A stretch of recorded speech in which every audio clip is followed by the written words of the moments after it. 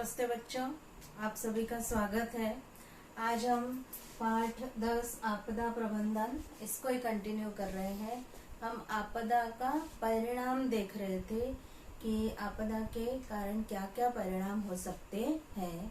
तो पृथ्वी पर जो है आज तक जो है बहुत सारी जो है प्राकृतिक आपदाएं आई हुई हैं जो पृथ्वी ने सहन की है। ये जो धीरे धीरे जो संक्रमण की अवस्था है, इस काल में जो है बहुत सारे जो है ये एकदम अचानक आपदा नहीं आती है। धीरे धीरे जो है इसका परिणाम जो है आपदा में हो जाता है।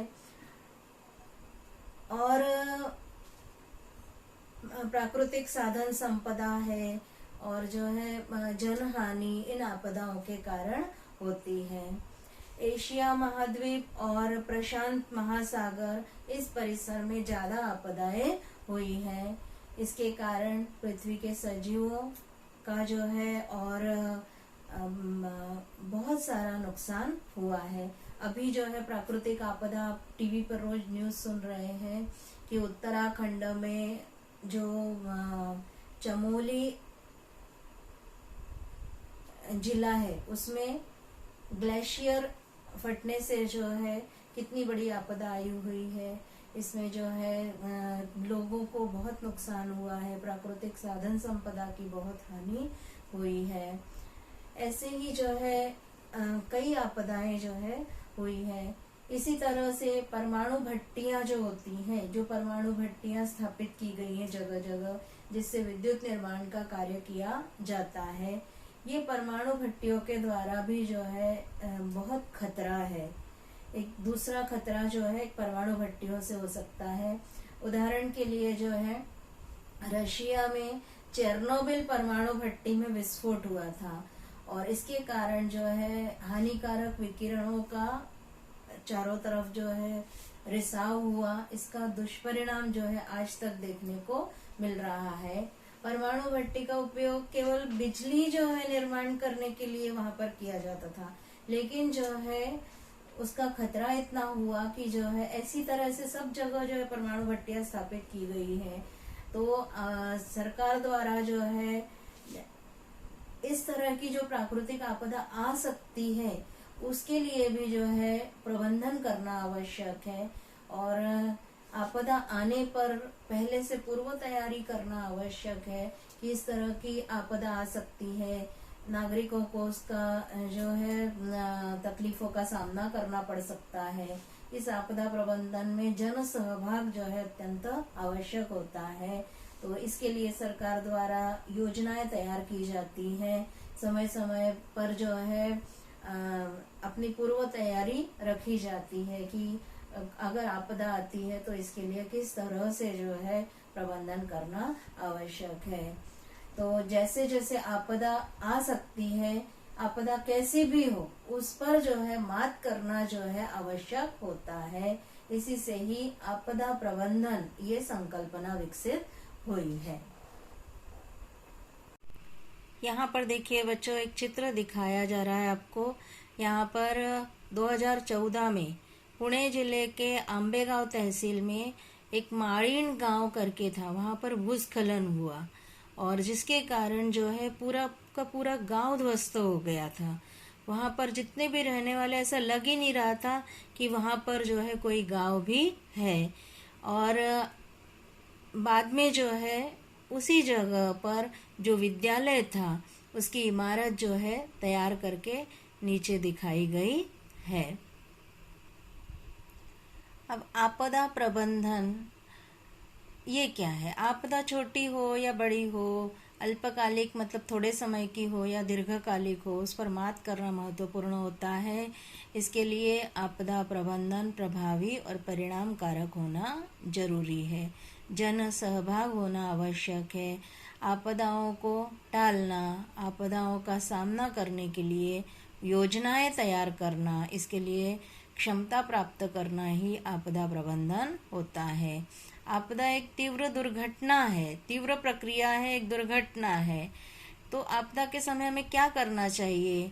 प्राकृतिक साधन संपदा और प्राणियों का संरक्षण कैसे करना चाहिए, आपदा प्रबंधन के कारण नुकसान किस प्रकार का हो सकता है, कम कम कैसे हो सकता है, इस दृष्टि से प्रयत्न करना आवश्यक है।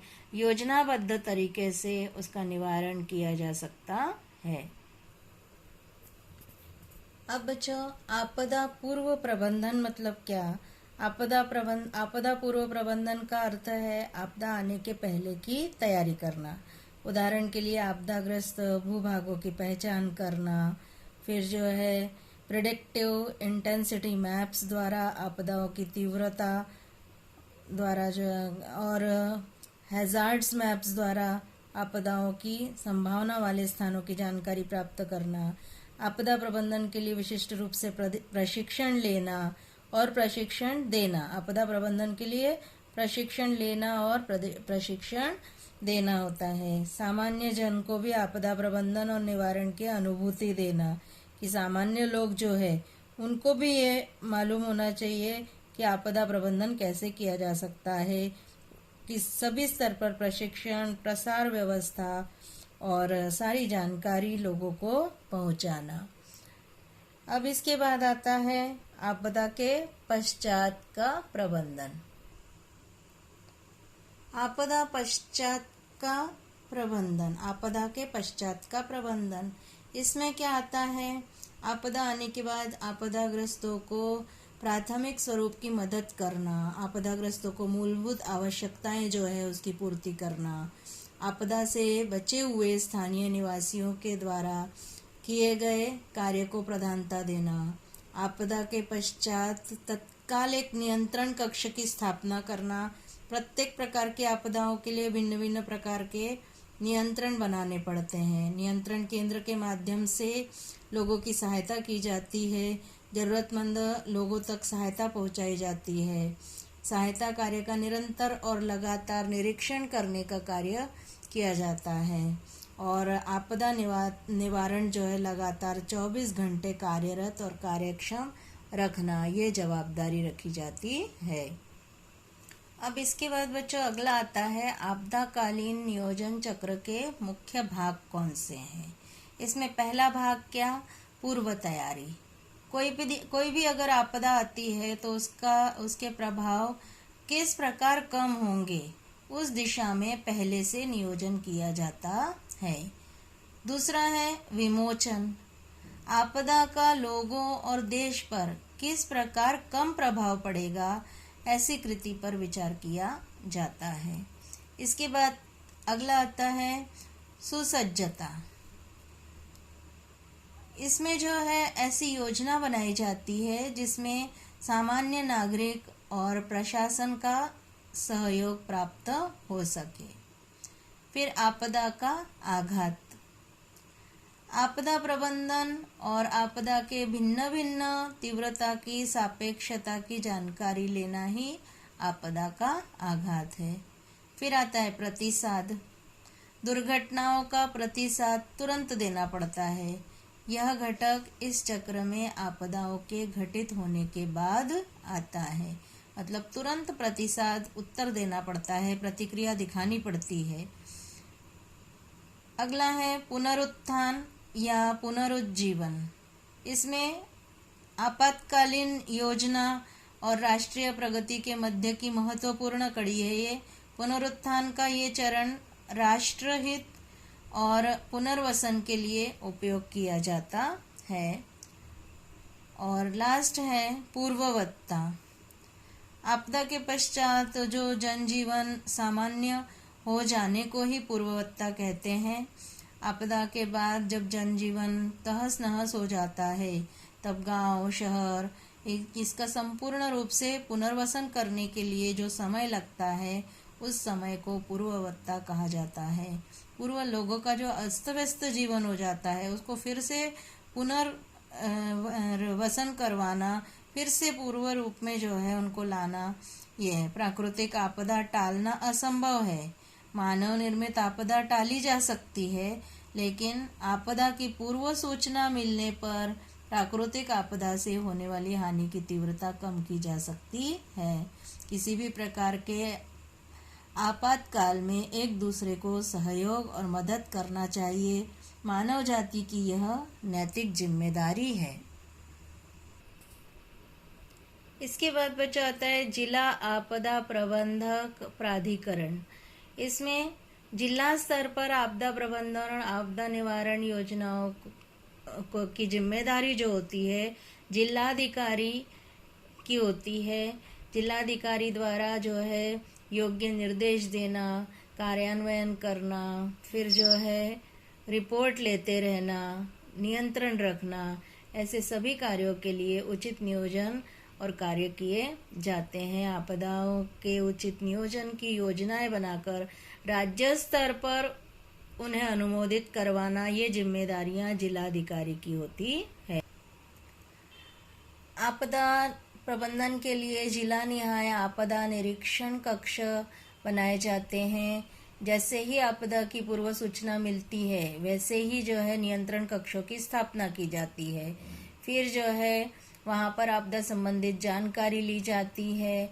अतिरिक्त मदद के लिए और जांच करने के लिए राज्य के विभिन्न घटकों से भूसेना, वायुसेना, नौसेना, दूरसंचार द्वारा यातायात, पैरामिलिट्री फोर्सेस, इनसे निरंतर संपर्क में रहना। अभी आप जो देख रहे हैं आपदा आई हुई है उत्तराखंड में, वहाँ पर जो है देखिए सारी जो है सेना की मदद ली जा रही है लोगों को बचाने के लिए। स्वयंसेवक संगठन को एकत्रित कर आपदा निवारण कार्यों में उनका उपयोग करना, ये जिम्मेदारी नियंत्रण कक्ष की होती है।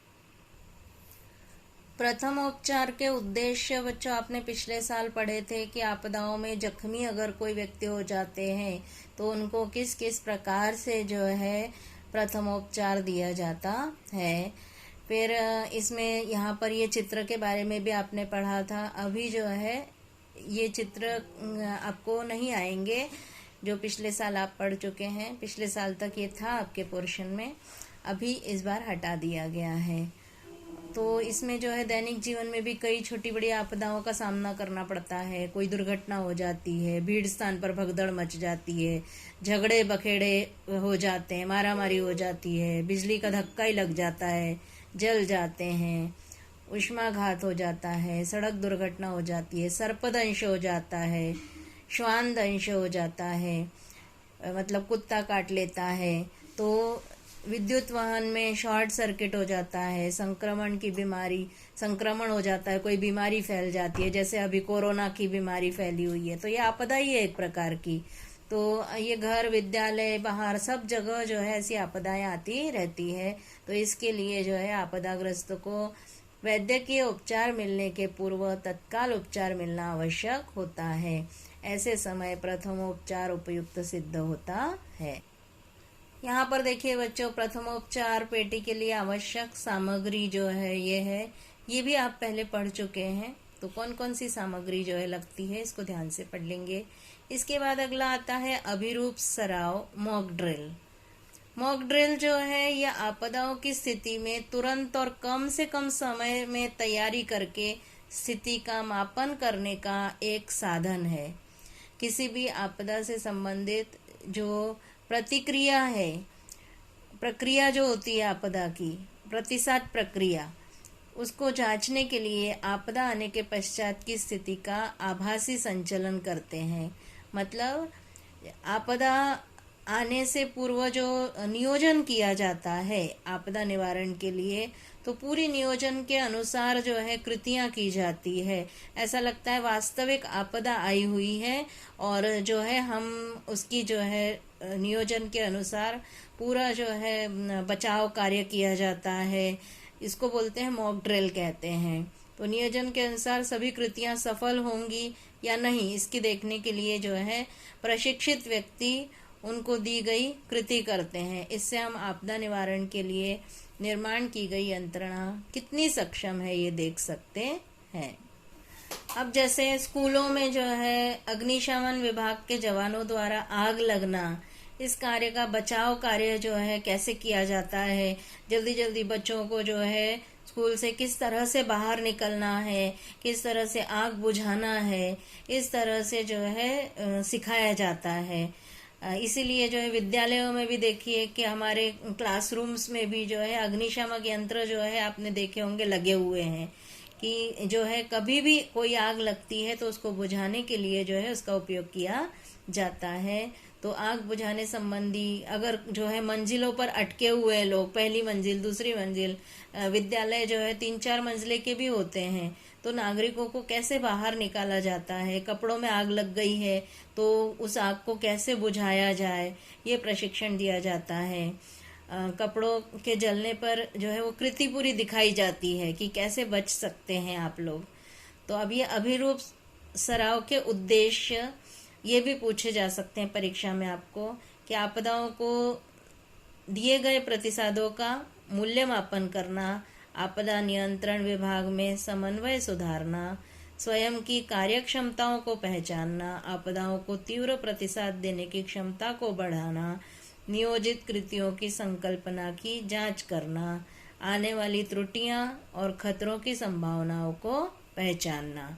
ये अभिरूप सराव के उद्देश्य, इनको आपको याद करना, ये पूछे जा सकते हैं परीक्षा में। इसके बाद का बच्चों ये आपको सदैव याद रखिए करके जो है ये सेल्फ स्टडी है, इसको केवल आपको याद रखना है, पढ़ना है, जानकारी अच्छी है ये, इसके लिए जो है इसको पढ़ के रखना है कि दूरध्वनि क्रमांक कौन कौन से हैं। अग्निशामक दल का 101 है, आपदा नियंत्रण कक्ष का 108 है, रुग्णवाहिका का 102 है ना। इस तरह से जो है आपको ये मालूम ही है कि लावारिस वस्तु अगर पड़ी हुई है तो उसको हाथ नहीं लगाना है, अफवाहें नहीं फैलाना है, भीड़ वाले जगह पर गड़बड़ नहीं करना है। फिर इस पर आधारित जो है सुविचार पूछे जाते हैं कि जो है घोष वाक्य तैयार कीजिए, है ना। तो व्यसन मुक्ति का घोष वाक्य तैयार कीजिए, कि कन्या भ्रूण हत्या का घोष वाक्य तैयार कीजिए, फिर जो है स्वच्छता के ऊपर घोष वाक्य तैयार कीजिए।